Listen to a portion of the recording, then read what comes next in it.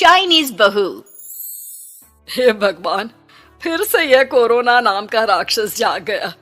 इस बार तो ड्रैगन के मुंह से मौत बरस रही है। सही बोल रही है माँ जी, मुझे तो अब शर्म ही आती है कि मैं चाइना से हूँ।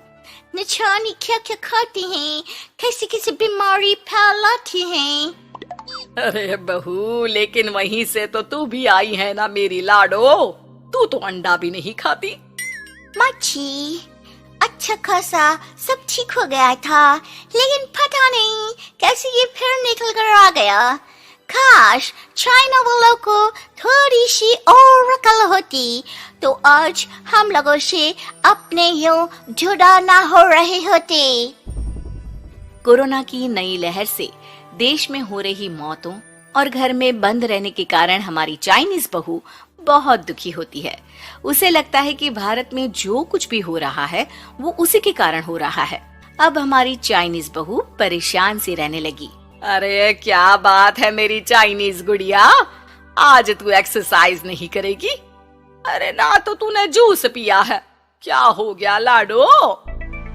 कुछ नहीं मम्मी जी, बस अच्छा नहीं लग रहा।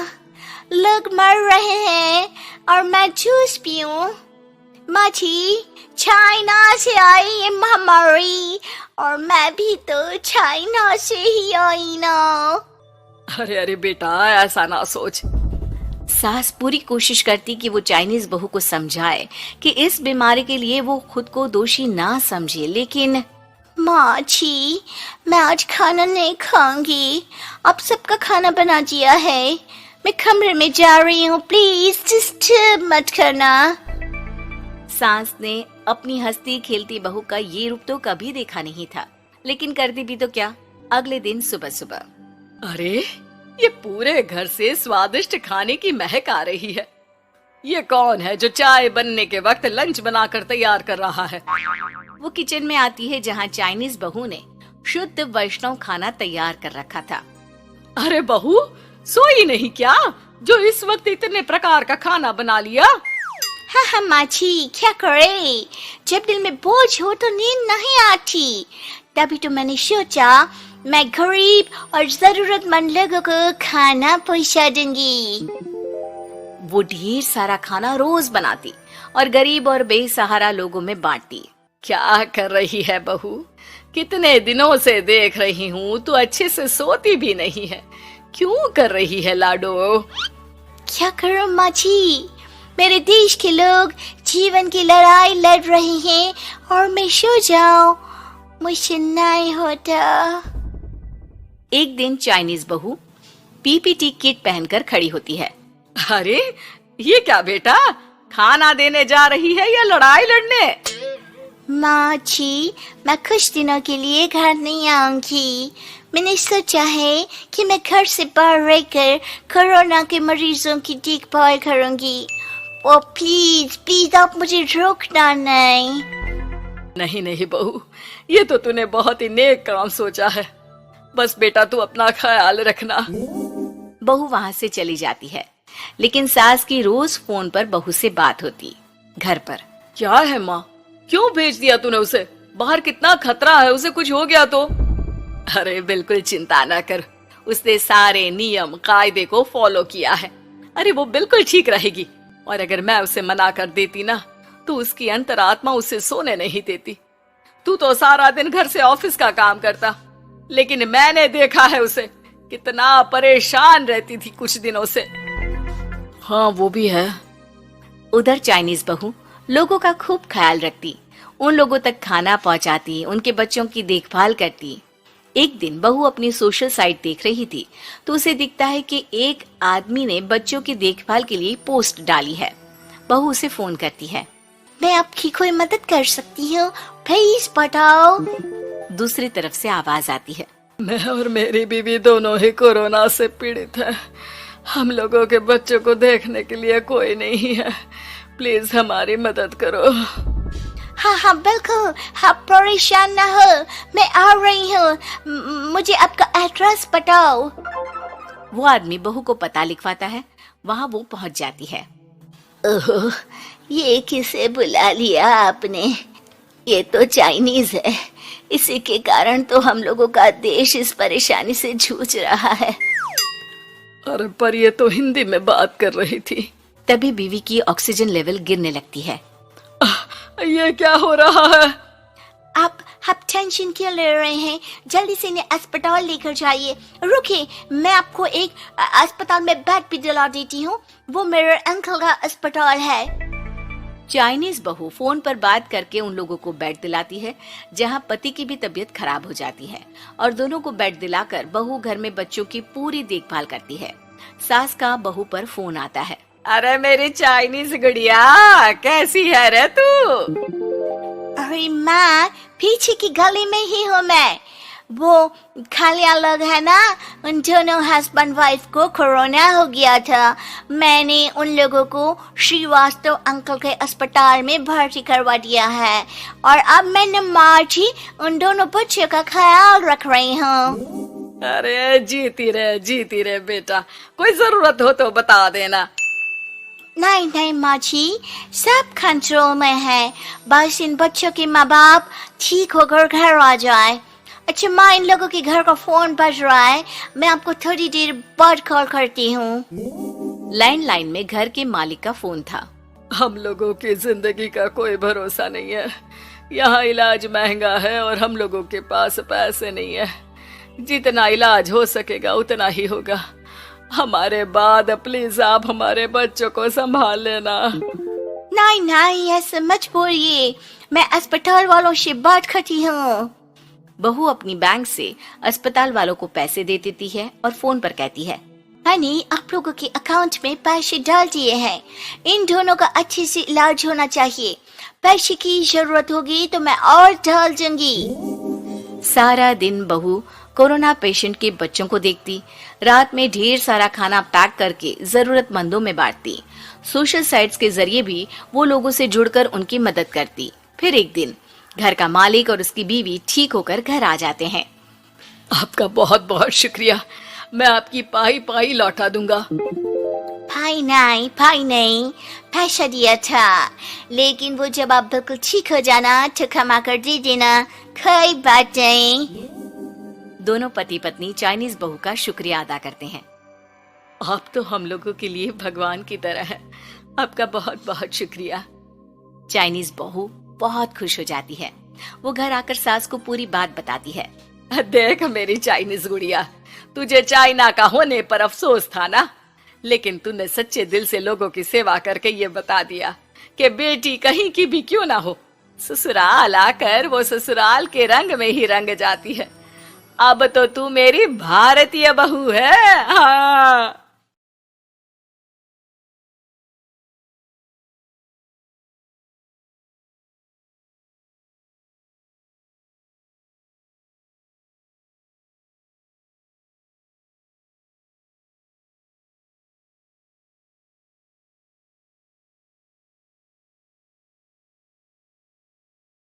घुंघराले बाल। राइना बचपन से ही खूब सुंदर थी। उसके लंबे लंबे घुंघराले बाल से हमेशा उसका चेहरा ढका रहता। अरे भूतनी बनकर घूमती रहती है, चल तेरे बाल कटवा दूं। अच्छा क्यों भला? स्कूल में तो सारा वक्त बांधकर घूमना पड़ता था। अब तो मैं कॉलेज जाऊंगी और बाल खोल कर घूमूंगी। हाँ। अरे ये बाल देख रही है, ऐसे लगता है जैसे मधुमक्खी का छत्ता। खैर, घने घने घुंघराले बालों से राइना सुंदर तो लगती, लेकिन उसे संभालना उसके लिए बड़ा काम था। माँ, अरे माँ, शैम्पू खत्म हो गया है, इस बार वो वाला लाना ना जो घुंघराले बालों को और बाउंसी बनाता है। माँ ले आना हाँ जरूर से, कल मेरा कॉलेज का पहला दिन है, मैं चाहती हूँ सब मुझे देखकर जले। अगले दिन राइना कॉलेज पहुँचती है, जहाँ एक लड़का उसे छेड़ते हुए कहता है, अरे लगता है चाउमीन में सोया सॉस कुछ ज्यादा ही गिर गया। अरे मुझे तो चेहरा दिख ही नहीं रहा। लड़कियां भी राइना का मजाक उड़ाती है। अरे यार, ये कंगना की कॉपी करके कौन आया है? लोकल कंगना और कौन? राइना को सभी पर गुस्सा आता है, लेकिन वो कुछ नहीं कहती। स्कूल में तो बाल बंधे ही रहते थे, लेकिन कॉलेज में राइना एक लड़की से कहती है, हाय, मेरा नाम राइना है, मुझे आर्ट्स डिपार्टमेंट में जाना है, कहाँ से है रास्ता? अपने बाल हटाकर देखो, सामने ही बोर्ड लगा है। रायना को कॉलेज में भी दोस्त बनाने में दिक्कत आ रही थी। वो रोते रोते घर आ जाती है। माँ मैं क्या करूं? आज तो सारा दिन लोगों ने न जाने क्या क्या बोलकर मेरा मजाक ही बना कर रख दिया। माँ प्लीज कुछ करो ना मेरे बालों का। मैंने तो पहले ही कहा था कटा दे, पर तू। अरे कटाने से क्या होगा, उल्टा जो थोड़े बांध कर ये इन्हें समेट सकती है ना, वो भी नहीं कर पाएगी। तो क्या मेरी कोई दोस्त नहीं बनेगी कॉलेज में, या मैं हमेशा लोगों के मजाक का ही शिकार होती रहूंगी? रायना जोर जोर से रोने लगती है। तभी उसका छोटा भाई आ जाता है और रायना के बालों के बीच एक पेंसिल छुपा देता है। तभी उसका दोस्त भी पीछे से आ जाता है। अरे ढूंढो ढूंढो, कहाँ है पेंसिल? मैं नहीं बताऊंगा। दोस्त काफी कोशिश करता है लेकिन उसे पेंसिल नहीं मिलती। वो वहाँ से चला जाता है। थैंक्स दी, आज आपके बालों ने तो मुझे बचा ही लिया। अच्छा, बहुत दिनों के बाद बालों को लेकर कुछ अच्छा सुनने को मिला। मुझे भी पहले लगता था कि मेरे बाल सबसे सुंदर है, लेकिन अब पता चला। अरे क्या पता चला, क्या हो गया? देख, किसी भी चीज के ना दो पहलू होते हैं। या तो तुम बालों से ही लोगों का मन जीतो, या फिर रोती रहो। अब ऐसे घने बाल तो तुम्हें भगवान ने दिए हैं। रायना को पिता की बात समझ में आ जाती है। वो सोच लेती है कि जिन बालों के कारण वो कॉलेज में एक भी दोस्त नहीं बना पा रही है, उन्हीं बालों से वो दोस्तों की लाइन लगवा देगी। अगले दिन कॉलेज में डेस्क में रायना बालों को आगे कर लेती है और लोगों को लगता है कि रायना का चेहरा पीछे है, लेकिन रायना घने घुंघराले बालों को हटाकर हंसने लगती है।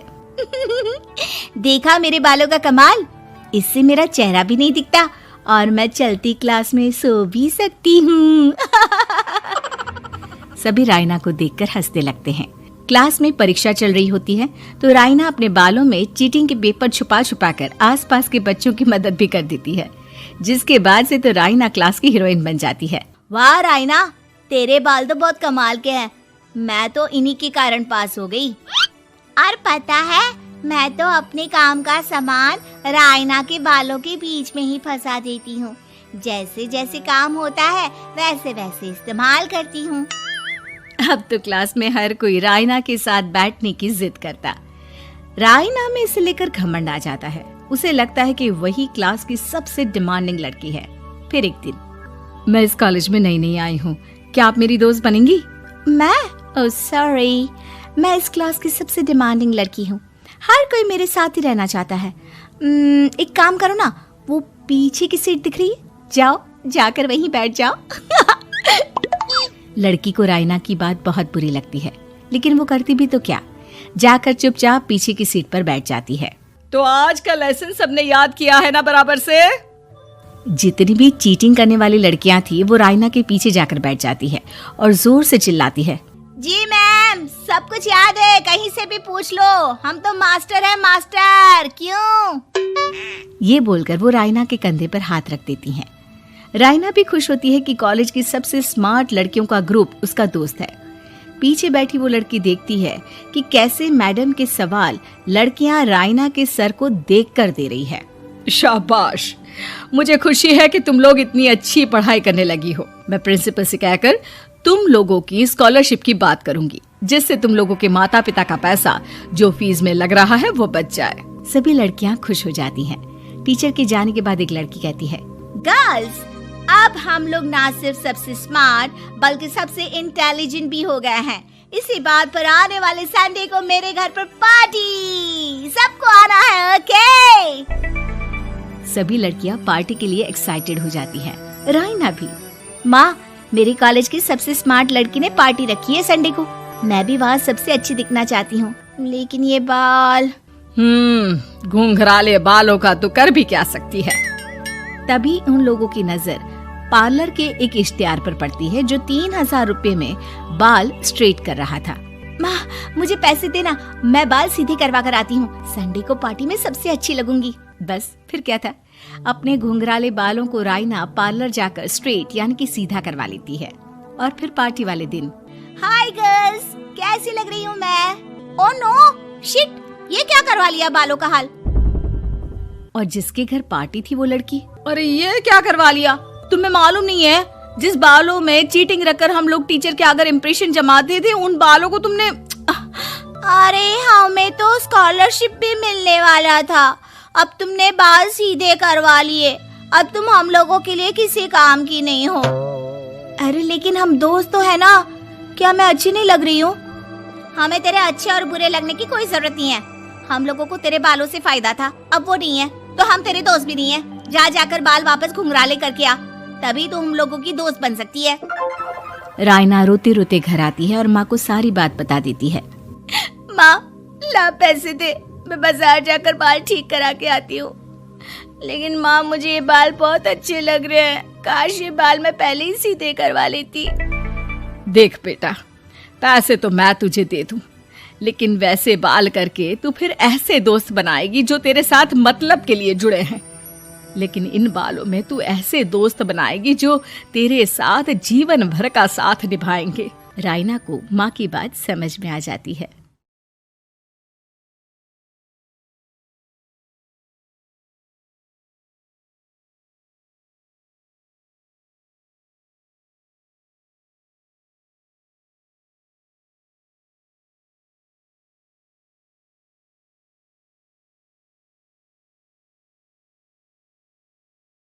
गांव में फैशन शो। शहर की फैशन डिजाइनर रीतू की शादी गांव के जमींदार शेर सिंह से हो जाती है।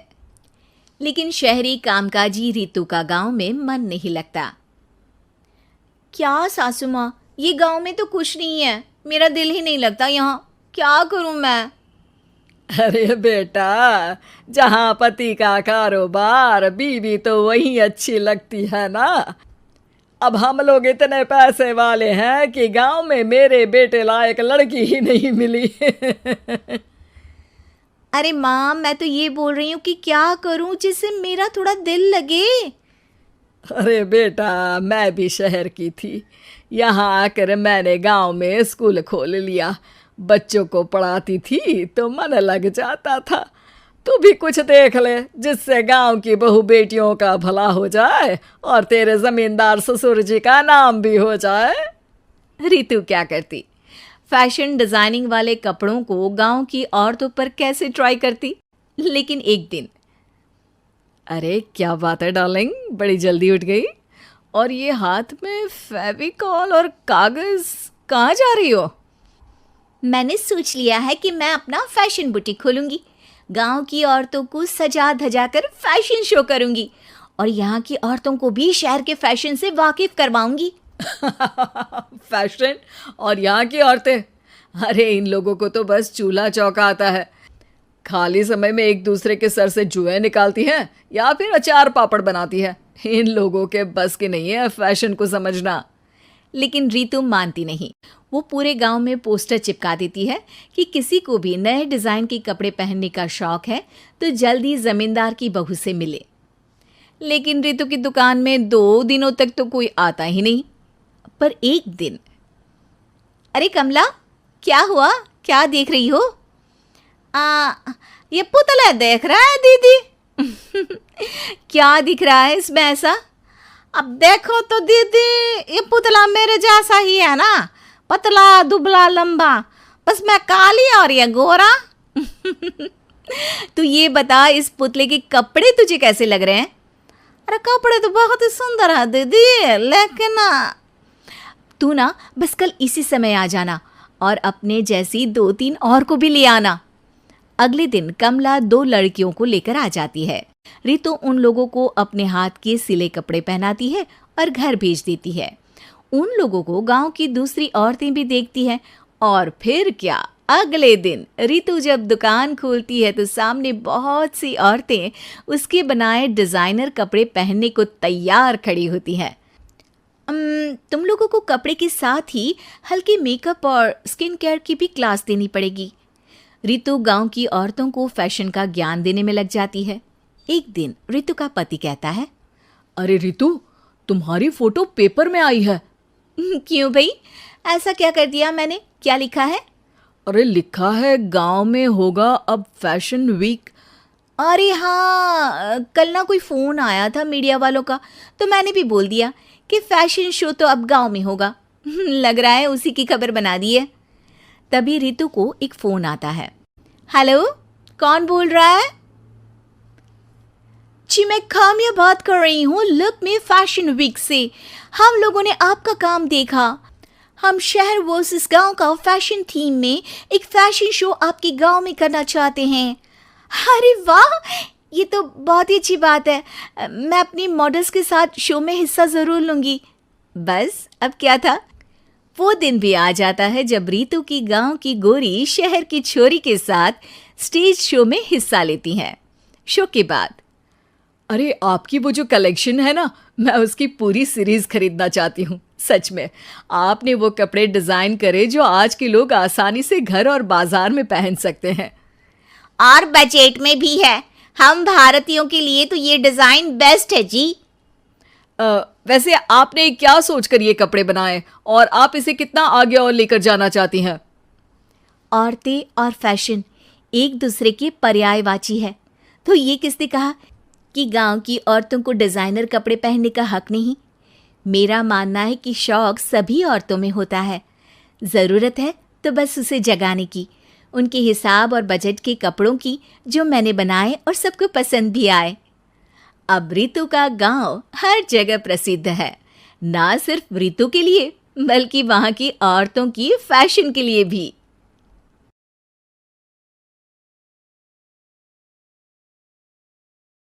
उम्मीद है कि आपको हमारी ये कहानी पसंद आई होगी। कृपया हमारे चैनल को सब्सक्राइब करें और सभी अपडेट्स के लिए बेल आइकन जरूर क्लिक करें। और हाँ, वीडियो लाइक और शेयर करना मत भूलिएगा। Bye bye.